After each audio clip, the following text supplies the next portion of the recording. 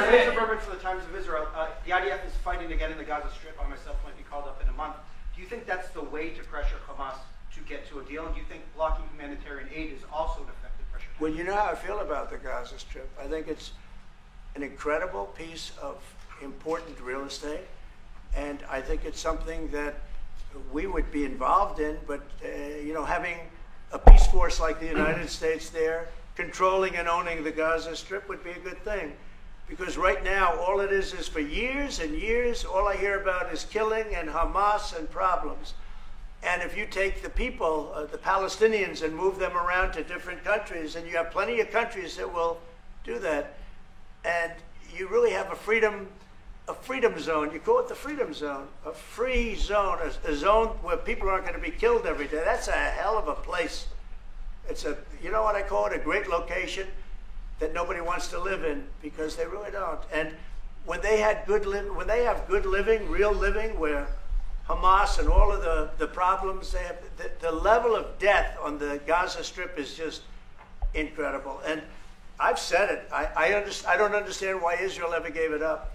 Israel owned it. It wasn't this man, so I can say it. He wouldn't have given it up. I know him very well. There's no way. They took oceanfront property and they gave it to people for peace. How did that work out? Not good. Is the immigration, sorry, Mr. President, is the immigration plan still on the agenda?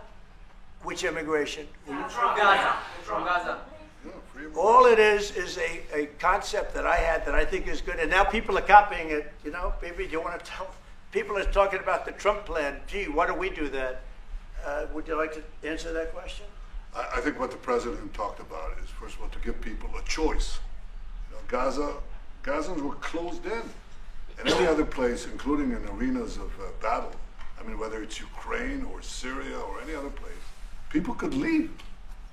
Gaza was the only place where they locked them in. We didn't lock them in. They're locked in. And what is wrong with giving people a choice? Now, we've been talking, including over lunch, about some countries, I won't go into them right now, that are saying, if Gazans want to leave, we want to take them in. And I think this is the right thing to do. If you give, it's going to take years to rebuild Gaza. In the meantime, people can have an option. The president has a vision. Countries are responding to that vision. We're working on it. I hope we'll have good news for you.